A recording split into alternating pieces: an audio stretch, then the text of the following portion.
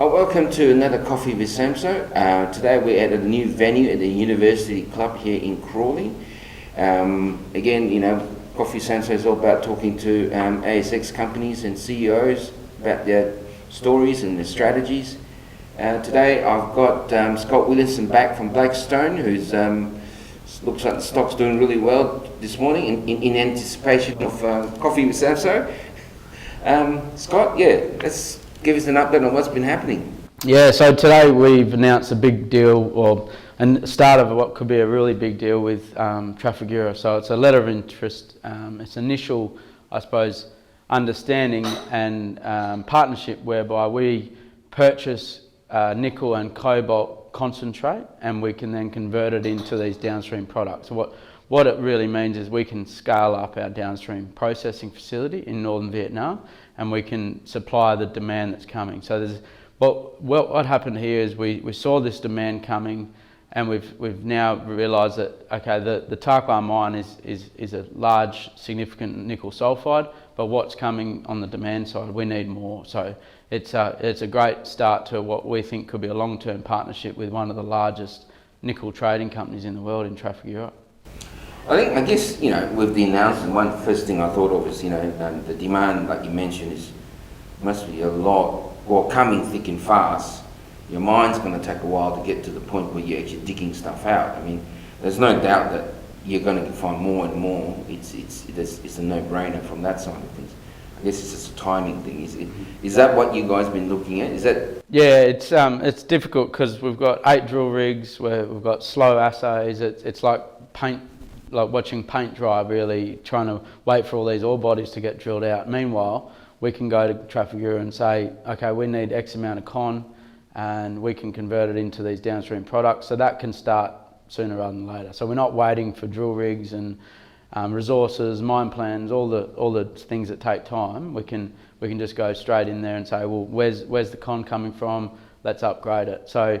And the reason we've done that is, we're chatting to the major players in the battery space, and they're saying, well, we can take as much nickel as you can deliver. So, and as quickly as you can deliver it as well. So that it's a timing thing, but it gives us scalability as well. So we've got something it's a real scalable business here. We don't have to worry about mine life and all the permitting that comes with mining, so tailings facilities and all that obviously will take time to drill out and study. Meanwhile, we can go and purchase concentrate tomorrow from Trafigura. I think that's where the value of your project is when you first started. I mean, a lot of people sort of may have missed the advantage of having a ready-to-go or very closely ready-to-go plant. Now that you're at this stage, you can actually say, hey, we'll just buy the concentrate first and then start doing that while we're waiting. Yeah, our concentrator will always kick in and be a significant part of our feedstock. But what this allows us to do is, we believe, because we're located in Vietnam, we're on the doorstep of all the major players, Korea, Japan, China, we can turn on what will be one of the cleanest and greenest refineries in the world, and we'll produce a premium product. So we've got some of the highest margins in the industry because our stainless steel peers are only producing nickel metal. So we can go the next stage, which is these premium battery products, the precursor to the cathode. So we've got a much higher margin to play with, and that allows us to go and source concentrate competitively in the market. One of the things that, with the lithium industry or the lithium market sort of making a move now, obviously it's very buoyant and things like that. One thing I can't get my head around is that there's actually a shortage of nickel sulfide, there's abundance of lithium, but you actually need a lot of nickel, is my understanding, in the EV world. Is that correct? Yeah, so we started, the first lithium-ion battery was a 1:1:1 ratio of nickel to cobalt manganese, so 1 times nickel to 1 times cobalt. Is now going towards 8 times to 1, so 8:1:1. Eventually there will be batteries that are almost 100% nickel. There will be obviously lithium in there, but they're engineering out the cobalt, and because it's a difficult metal to source. So yeah, it's a really important part of the battery, and the reason why we want nickel sulfide is because it's a much more efficient process. So we can concentrate the ore first, and then we go through the downstream hydromet process, which is much cleaner and greener, and some of the lowest capital intensity projects in the world. So what we're seeing with our hydromet process in northern Vietnam is we'll have the lowest capital intensity of any of the nickel projects in the world. And so we're looking at the scoping study previously talked about one train of 200,000 tonnes per annum. Each train that we add is reduces the overall capex per train. So we can just keep adding trains to this, and which reduces our capital intensity as well. But it's most importantly, it's a much cleaner, greener way of doing it. So the laterites need a lot more energy, and most of those laterites aren't built with the fossil fuel power. Are built with fossil fuel power, and we've got the benefit of the hydro renewable power. Scott, you've had obviously a lot of chats with people about your product and where the EV market is going and things like that. And obviously this announcement shows that you guys are on top of it. But can you give us an idea where is this EV market going? Are we going to see an exponential rise, or are we going to see a steady, slow to uptake on things like this? Yeah, so at the moment, only 5% of nickel goes into the lithium-ion battery industry. That over time will become, majority of the industry will move towards the lithium-ion battery. What we're seeing is a sense of urgency for the products that we've never seen before. And this is an outlook over the sort of next 2 to 3 years, where they're trying to lock in 2023, 2024, 2025, and there's just not enough supply. So it's coming, the demand is coming, and it's coming probably harder and earlier than we thought. And so yeah, we're seeing an absolute scramble for these products. So, and that's the reason why we've come out with today's announcement with Trafigura, is that we don't see any issue on the demand side. This is going to be a supply issue, and so we're going to partner with Trafigura to I suppose bring in a lot of that supply, and so we're ticking the supply side issue first, and then we're going to have no issues on the demand side. Yeah, I agree with you fully. This is clearly going to be a supply issue, and if what you're saying is right, that the nickel sulfide content's going to be high in future. I think the supply side is going to be really in a bad state from that side of it. Going again, looking at where you guys are corporately, and you've spun out all these assets, and to me that's really good. That means you're showing to the market that we're focused on the nickel. We're focused on this path forward. We're not going to be distracted with that. And obviously, even though that had value, spinning it out is probably a good thing. I mean, I actually liked your Silver Swan project from the start. I remember watching you do your presentation in Singapore almost 3 years ago now. So yeah, can you give us a rundown on that side of things? Yeah, so the Kodra spin out will have 4 assets. The Silver Swan South will be one of the main assets. So that's along strike of Kanowna Belle gold mine. And we've got some lake cover there. We've got best hole 10 metres at 3 grams per tonne under the lake cover. So that's a great starting sort of air core. We've done 2 or 3 air core programs. We've got some great geochem signatures there. We've now got some geophysics as well.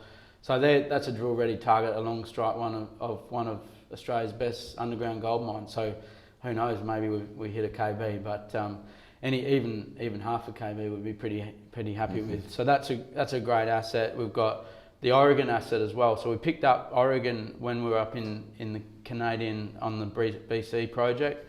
Oregon, very similar geology to BC, and that's what sort of attracted to us. Very high grade gold over there in Oregon as well. So yeah, some really exciting things to show on Oregon. And we've got a couple more WA assets. So yeah, it's all about showing the market what we've been doing on those assets. They've just been sitting in the back of the quarterly for the last 2 or 3 years, and so we now really get to showcase the good work we're doing on those assets, and then they get their own funding as well. So we're obviously pushing all of our funding into Vietnam, and we're just doing the minimal expenditure on all these assets. Now we can give them a real crack, and they're all drill ready, so we'll get the drill spinning, and hopefully we find some significant gold. Yeah. I think it's a good thing to show, at least focus anyway. You were already really focusing on Vietnam and not these, and that would be a good way to show the market that you're not distracted. So going forward, I mean, obviously, you've had this announcement and we've discussed where you're going with your on the sort of quotation mark production side and things. What's been happening on the front, like the drilling, and what's the calendar looking like? Yeah, so with those 10 drill rigs, we're drilling out 5 ore bodies. We're still drilling Ban Phuc, which was and that King Cobra zone, which was the scoping study. So the numbers in the scoping study don't even include all the drilling in that first ore body. Plus we want to bring in the next 4 ore bodies into the PFS as well. So aggressively drilling these ore bodies out, but also at the same time, we have the 2 geophysics crews moving through the 25 targets, and then we'll just continuously look for new ore bodies as well. So yeah, it's very aggressive on the exploration front. So yeah, as those assays come through, we'll obviously announce those, and we'll just do big sort of batches of assays as they come through. So continuous news flow on the exploration front. But really, what I think people need to look for now is this downstream strategy and how we flesh this out, because we're not going to have any issues on the demand side. So we're going to continue to see big announcements on the demand side from our partner EcoPro, and potentially we think there could be other partners out there, and we're talking very closely with some major players. So there's going to be some good news flow on the demand side, and now we've got the supply from Trafigura. So yeah, there is no limit really to what we can build this and how big we can make this downstream. So it's a great opportunity to, I suppose, de-risk from the upstream. There is some risk around drilling and mine life and studies, versus this downstream strategy. We can purchase concentrate. The risk is taken on the upstream partners. So the mining companies that provide the concentrate, they're taking on a lot of the risk. We're just taking on the downstream products. I mean, mentioning EcoPro and those partners, what are they saying about the upside, or obviously what the EV market's going to draw? What's the blue sky they're looking at? Yeah, it's interesting. Most of these players have got to focus on 2023 and haven't even started to look at 2024 yet. And so hard enough to find the supply for 2023. So they don't really know where it's going to go on I suppose on that sort of scale, because they're already having issues around 2023. So it's there's a real issue here around supply, and we need big long-term thinking and big strategies, and that's what we're going to deliver them. I get the feeling when you read and you see what's happening, and if you just take the car market, 2 years ago, 3 years ago, people were talking about electric cars, and in future we're going to have this. I think at this point in time, it's almost realization that it is here, and you see the number of car makers putting up these kind of electric hybrid cars. Yeah. It would not be out of the question to see electric cars being the major type of cars in 12 months, 18 months on the street, right? Because you see a lot of hybrids everywhere now. Yeah, it's happening, and it's happening quicker than we thought. And I think the pandemic, obviously, I think has accelerated the focus on a green future. So it's going to happen quicker than we thought. And the problem is that all of the OEMs want to get into this space. None of them have any idea how difficult it is to access these metals like nickel and cobalt, manganese, lithium. So there's a big disconnect between the aspirations of the car manufacturers and the fact that there's this massive disconnect between how hard it is to find these metals, permit them, mine them. So it's all about trying to de-risk that, and we think we're on a good strategy here, whereby we can partner with major players and fix that supply issue. Yeah, I think I've always said that you guys got almost a perfect scenario back then, and I think right now, I think going forward, I think with the announcement you've done, it's going to show the market that there is a definite lack of raw materials, and for the likes of you guys, you can't get that fast enough because the market's demanding something, and you're able to buy it, and then that allows you guys to actually get to that next stage much faster in that sense. Tesla's doing really well. We all know that kind of stuff, but put you on the spot. Where do you think this nickel price is going? Is it going to be that magical figure? It's really unfortunate because the equities aren't anywhere near where they should be priced. So from the demand that we see coming, and the price of all nickel equities, or nickel mining companies, is nowhere near where it needs to be. So there'll either be an increase in nickel price, which will trigger an increase in equity valuations and an increase in the ability to fund. At the moment, there's a lot of nickel projects that aren't getting funding. So we either need a higher nickel price, or we need the OEMs and the major players to come down and help fund them. So I think we're going to see the nickel price run first, and that's when everyone realises, okay, we need to start funding nickel mines to get that price down. It's a supply crunch coming, so unfortunately, we don't really want the nickel price to run as hard as it can, because then everyone's sort of scrambling, and it's not a good look. So ideally, we want the OEMs and the major players to start funding things before the nickel price runs, but I think it's going to run, it's already on the way to sort of plus $20,000 a tonne. So $20,000 a tonne US is the time where we're looking at, okay, well, nickel laterites can start to be built again. So, and I think unfortunately that's where we have to go, because the sulfide game's just not going to be enough. I think it's like everything else. I remember going back to just prior to the iron ore rush, and then the price started running, and then every man and his dog was into iron ore, and everything was feasible and things like that. So, like what you mentioned is right, that rush for products, and then suddenly, you look at the cobalt game, it was at $90,000, and people are saying it's so expensive, but you cannot run something when it's so expensive, because the next step would be someone, like you said, they're engineering it out because it's difficult to get, it's expensive and things like that. So, but as we know, right, nickel sulfide is not like gold. You don't pick them up as nuggets on the ground, So it's going to be a problem, I guess. Even just look at the number of gold explorers on the ASX versus the number of nickel explorers, and it's not because people don't want to go and explore for nickel. Everyone knows that the nickel boom's coming. It's because it's just so difficult to find, and it's there's just not much around. So it needs an industry-wide effort to go and find these nickel sulfide ore bodies, and our strategy is obviously built on that, because as long as the nickel exploration really starts to pick up, then we'll be able to access concentrate. So at the moment, we're going to be limited by the amount of nickel mines that are being developed, and I think we need an industry-wide effort to supply into what is a once-in-a-lifetime opportunity here with the EV revolution.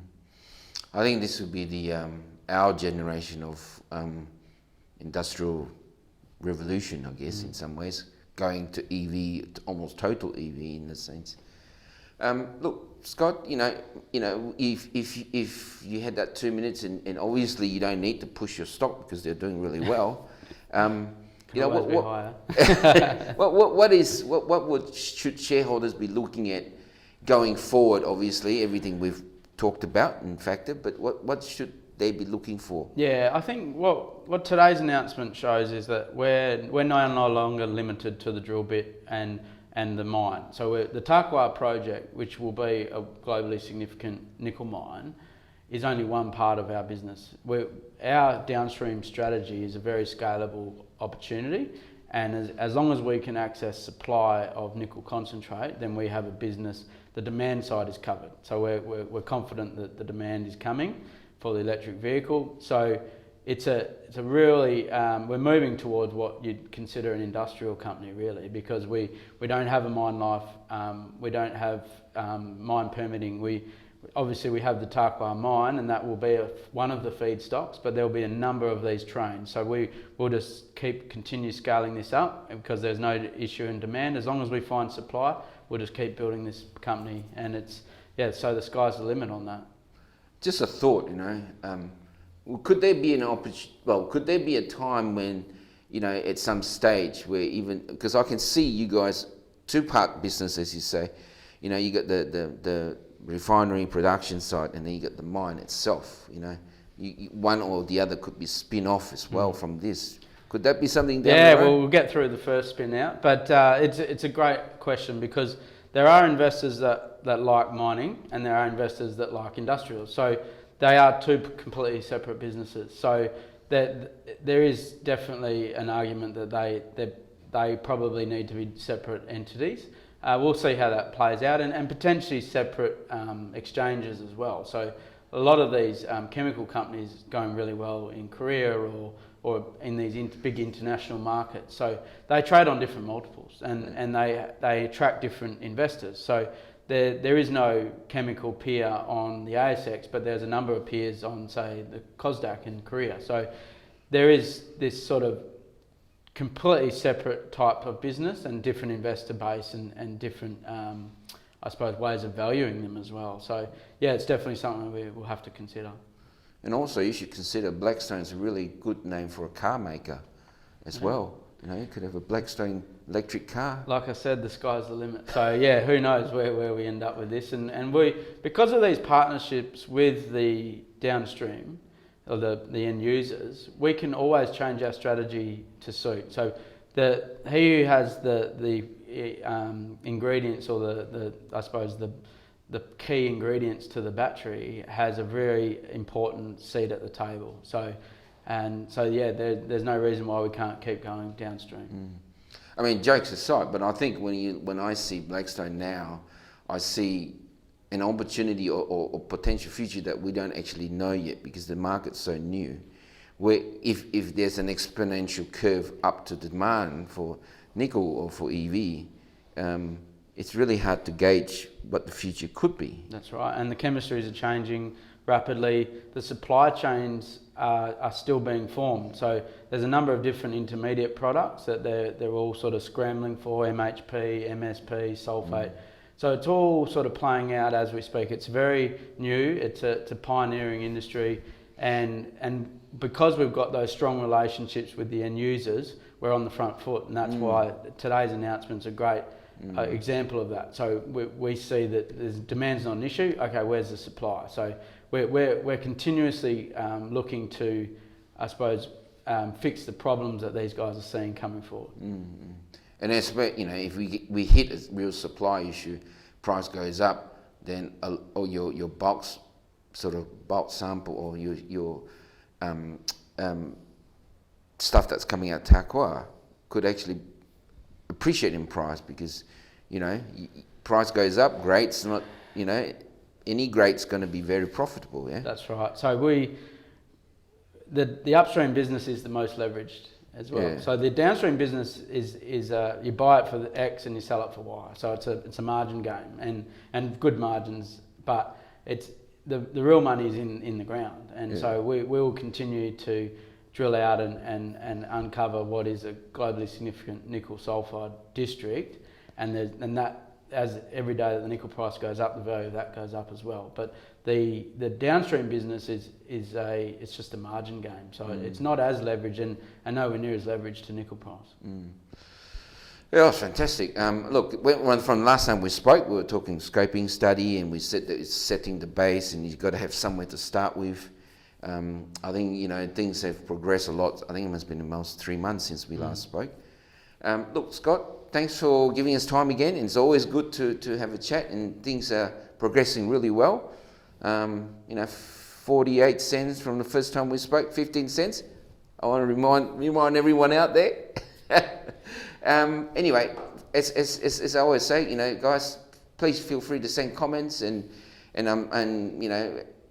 Scott, I'm sure we'll answer them, and we'll go from there. But thank you again, and looking forward to the next one.